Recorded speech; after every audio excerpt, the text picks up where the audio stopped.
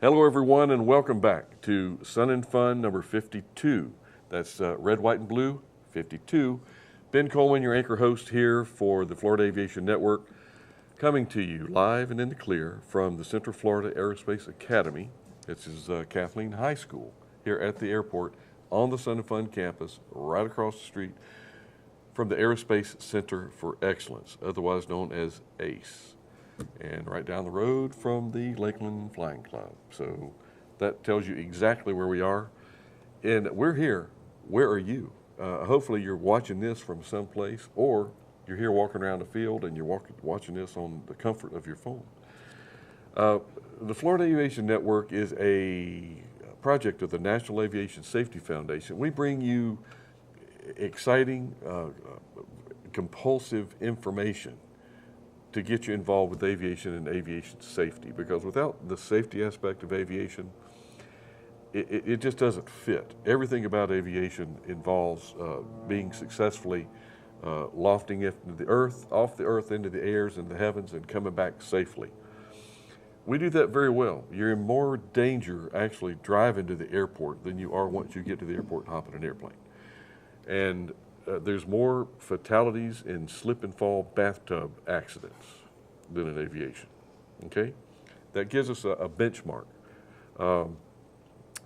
We're here with, and I'm gonna introduce you to our guests, and we're gonna develop the Girls Go Fly aspect of this aspect.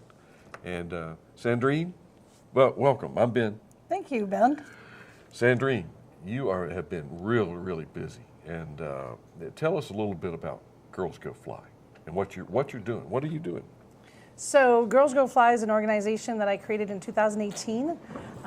It came about because I had gotten my glider license, my private pilot license, and I was pretty much always the only girl, or sometimes just a few of us, in these courses at the airport, at the gliding club.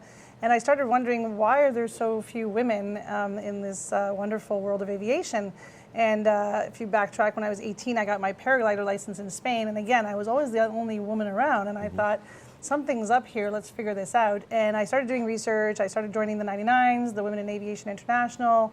But I was also a member of all the other organizations that are not women organizations, and realized that a lot of it has to do with confidence way more than anything else. So women, we have a lot of really great characteristics, but we're much tougher on ourselves than you guys can be.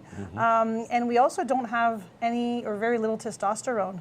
And believe it or not, testosterone is responsible for your hair and your muscle, but it's also responsible for your confidence. It's careful there.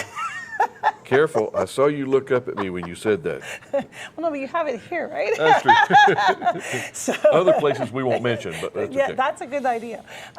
So anyway, so I looked into that and realized that testosterone is actually responsible for your confidence. It's a natural chemical in your body 7 times more than in ours, so we do have a little bit. And it actually boosts your confidence naturally. And then I realized, of all the women that I've ever met in all of my careers, I've been in the business world for a long time, even in just regular careers, you will see men will apply for a position even if they only have about 60% of the requirements, whereas a woman will have 95% of what's there, and because she's missing that 5%, she's like, I'm not ready, I can't take that job. And so it's a confidence thing. It's really, that's the bottom line. So I started mentoring girls. I started doing conferences in high schools and middle schools. I started posting articles on YouTube on my channel, and everybody was like, oh, I didn't think of that. Yeah, I can do it. And so I realized that I was actually doing something that was helping a lot of girls go into aviation and then stay in aviation. And I think the more we do that, the more the policies will evolve to accommodate, not to accommodate women, because I don't like accommodate. I don't support them, foster them, and say it's okay if you get married. It's okay if you have a kid. It's okay, that you'll come back. We'll help you stay, because right now the policies are really tough. Like I know in most airlines, at least in the airline world, if you go on maternity leave and come back, now your seniority, usually you're young, it's pretty bad. You have no schedule. You're on reserve, and how do you find somebody to take care of your kid with like 5-hour notice from 8 p.m. to 8 a.m. the next day? Challenge. Yeah, big challenge. Big challenge. Yeah. So that's what Girls Go Fly is all about. You're very well spoken. You've done your homework. you've got your figures down. I didn't realize that testosterone was responsible for me being such a mess up in my life. But no, it's true. And we've got to realize that I look at aviation or aerospace. I'd like to use aerospace rather than just aviation airplanes. Yep. It's kind of a bridge between the sexes, and we're different. Totally. But in some ways, we're much the same. Absolutely. Aspirations, dreams, goals, desires, wish, wants, and we have. I'm really encouraged, and I was very, very helpful with Peggy Chabrian back with Women in Aviation, back when she was running the organization. I was a little bit younger then. I would come out from the NTSB and be a guest speaker at most all of their events, and I did that. Wally Funk, do you know Wally? Yep. Wow, what a dynamic woman. Yep. And she's got some testosterone. Yeah. I think I have a lot of it in me too, right? And I always see the women that have, like, they say that men and women, we're a bit of both, right? So some men have a more feminine side to them, and some women have a more masculine side to them. So I definitely fall into that category. And I think that's what helps us have that oomph to just push through and not let that lack of confidence get to us. And so with the work that I've been doing with the women and the men, because when I go to high schools, of course, I integrate the boys, and I try to help them too get into aviation, because some boys are more feminine, and so they have that not a problem, but that challenge that they have to overcome. And I see a lot of really great results when people they just need that little boost. They just need that little that vote of confidence to say, you got this. I believe in you, and just believe in yourself. You can do it. And then they do incredible things. And my biggest gift is when I give conferences, when I talk here or anywhere else, and then somebody heard me and they say, because you gave that talk, I decided to get my private pilot license, and now I'm flying. Like this one girl I met in specific, she came to a conference I gave at Women in Aviation International in Montreal when I was living in Canada still, and she's now flying for an airline, but she flew a citation for like 3 years. And when I met her, she didn't even have her private license. And that was in 2019. So we're in 2026, and now she's an airline pilot, and she's flown corporate. Sometimes, like you're saying, it's just Sandrine. Sandrine. Why did I leave the R out of that? It's okay. It's just an extra letter, It's lost. But it's really important, the confidence level. And like you say, there's some people are very susceptible to outside impressions, and say, well, you shouldn't do that, or you can't do that, or you wouldn't be able to do that. For the right attitude, that just means I'm just going to do it that much better, harder, quicker, and faster than anybody. And it's tough when it comes from your loved ones. Sure. And that's usually where it comes from. And that's what pushed me as well, because I wanted to fly when I was 5 years old. I sat on a pilot's lap who was flying a float plane in Europe, and he took me up for a flight with my brother, and I was like in heaven. And then every time I told my family I wanted to ride motorcycles, fly, or do anything supposed crazy, they would talk me out of it and say, girls don't do that, you don't do that, you just don't. And I come from a French traditional family, and so our job is to get married, have kids, and that's that. Stay and barefoot and pregnant. Yeah, Stay exactly. Barefoot and pregnant. And they didn't want me to do anything crazy. And the amazing thing is I had a great aunt who was a stunt woman. She actually, to this day, holds the record of the longest free dive before opening her parachute. So she flew in 1956. She jumped out of an airplane at 38,000 feet and opened her parachute at 3,000 feet. Wow. Yeah. That's tight. So she was my hero my whole youth. Yeah. And every time I'd say, but she's allowed to do it. Yeah, but that's your grandaunt. That's Colette. That's not you. And so she passed away years ago, but she was my role model growing up. And I was a real rebel. I would ride motorcycles when I wasn't allowed to, and did all those things. But now I'm happy to say that I'm going to be 54 soon. I'm fine to say my age. And you're a pup. And I just bought a motorcycle last week. I bought a 750 Honda Shadow, and I fly little airplanes, and I ferry airplanes to India with a single-engine airplanes over the North Atlantic. Excellent. Yeah. Excellent. And Sandrine, your confidence, and the beauty part of this is you're wanting to give back. You're wanting to, you put in, and you're trying to pull people out.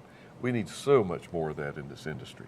Yeah, and I would encourage and I'm looking right at the camera to let you people know, I'm encouraging anybody in schools, if you're working a high school, if you work in a middle school, if you're at a commission, a board of schools, let us come in and give speeches and talk to your youth. Let us encourage them. I encourage them to become air traffic controllers, mechanics, anything that's in the aerospace world, engineers. We need those people. This is an incredible industry. The jobs are amazing. It's so interesting, and there's room for everyone.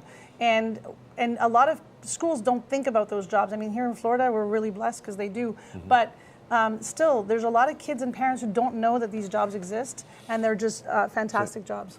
Where is home for you, Cindy? Well, actually, I'm happy to say I've become a U.S. resident, and I bought a house in Claremont, Florida. So I've been now living in Florida for the last 7 months full time, and so I moved from Canada to here. Is this going to be home for a while? This is home for hopefully a long, long time. Have we got a deal for you? You're in our backyard. Yeah, absolutely. Orlando's kind of our hub. Yeah. So, we need to stay in touch. Absolutely. Happily to stay in touch and help any way I can contribute and give back and get more wonderful people into this wonderful world. Well, and the thing is, we have, and I was talking with, John Golia? The name rings a bell. It's spelled Goglia, but it's Golia. Okay. John's he was the first mechanic to be on the National Transportation Safety Board. Okay. NTSB, 5-member panel, presidential electee. And he has so much passion, and he's a mechanic. I don't care how high a level he has accomplished in the government, he's a mechanic, and he will always be a mechanic. Right. Did you know that women or ladies make excellent technicians, mechanics? Actually, I know a few. I actually know some working for some aircraft companies like Bombardier. I worked for Bombardier Aerospace in Canada, and I know a few ladies who are mechanics on the line there, and they are incredible. They're really, really good. You can't dismiss the fact, well, she's just a girl. No. They much more attention to detail. Even though every month there might be a little bit of a challenge, but men have that challenge as well. Yeah. It's not just the Isn't ladies. it every day? No, I'm kidding. That sharp pain in my back. What was that? Actually, there was a study done that if you put a man and a woman as pilots up front, they are stronger than 2 men or 2 women. Mm-hmm. So the fact that having the two genders up front really makes a big difference in CRM and crew resource management. And so I read a few articles about that I found really interesting, that it wasn't just like, let's just get a bunch of women, or no, it was like, if you get the both, because the men focus on different things, they have a different way of thinking, and the women have a different way, and so they bring more to the table. It's like 1 + 1 = 3 instead of, it's like, it's greater than the sum of its pieces. Back at CRM, before CRM really became effective, and I think that really kind of got kicked off in the Delta crash in Dallas. Flight 191 or 91. I'm trying to remember, but the autocratic in the cockpit, the pilot, the captain. The captain. The captain. Yeah. And whatever the captain says has to go. Well, right. No. At some point in time, and this is when I was talking about the flight attendants used to always be ladies, the stewardess, if you will. Yes. At some point in time, the stewardess is actually in control of that flight. Totally. Because they have knowledge and information in flight that if the guys and the gals up in the front don't have in the front office, your flight could be in peril. Absolutely. So that's why at any point in time, someone could be in control of that flight other than the front left seat. Absolutely. And I mentioned that because the autocratic, we pushed through that. And hopefully we won't have that again. Yeah, the freedom to speak freely, the freedom to say, hey, I think this has happened, and to not feel like, oh, I can't tell that to the captain because what is he going to think, and start worrying about being out of turn and all that. I think that is so major, because there's something you can be in the right seat and still see something that the other guy hadn't noticed. Or gal. Or gal, absolutely. Absolutely. And we say, when we use the masculine, just like in the regulations, he is not implied. It's the human. It's true. Yeah. Flight experience.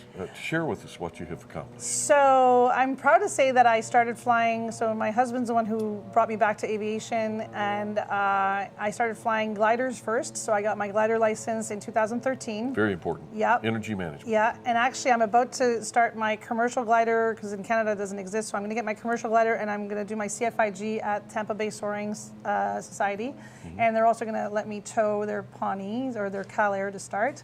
So that's coming up in the next couple of weeks right after Sun and Fun. I have 85 hours in the glider. I got my bronze badge and part of my silver.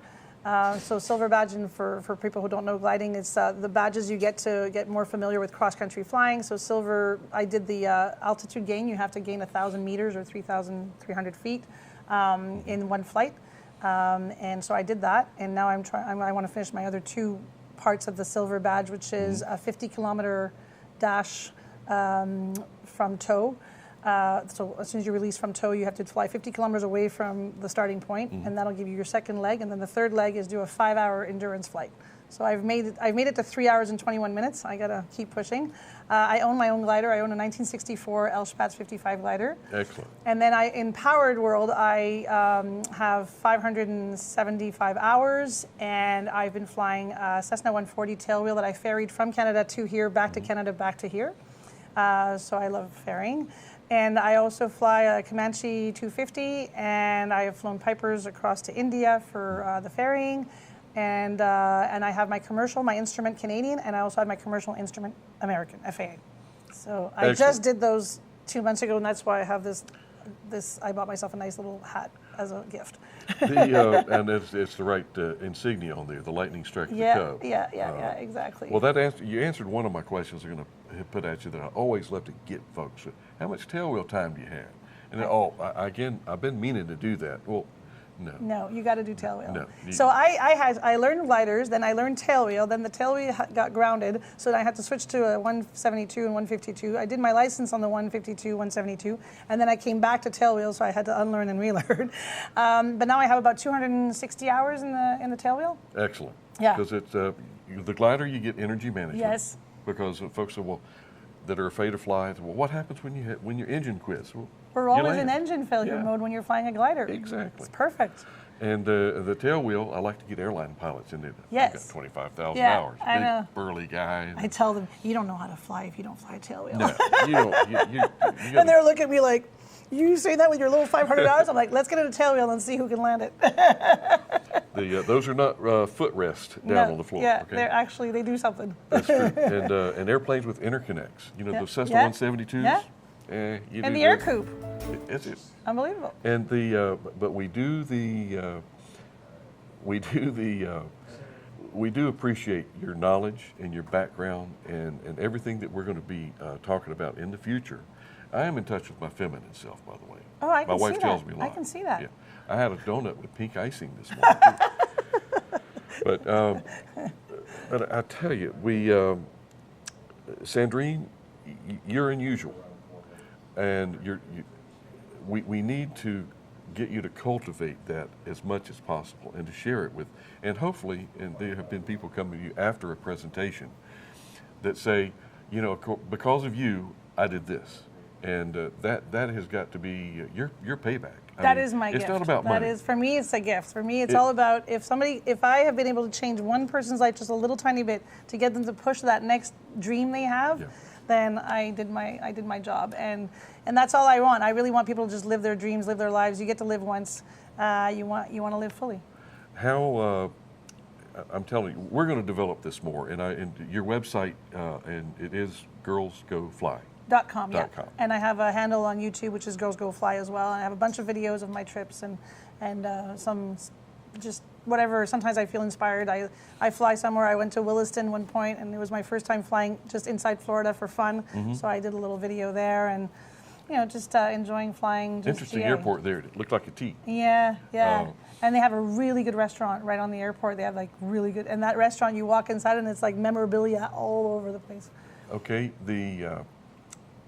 I'm going to throw something at you here. Yeah. How much seaplane time do you have? That's my next rating. So I want to do 2 courses, well, apart from my CFIG, but I want to do 2 fun courses in the coming months because now that I'm here, living here, I want to go to the Jack Browns to get my float plane, and I also want to get my upset recovery training with Patty Wagstaff.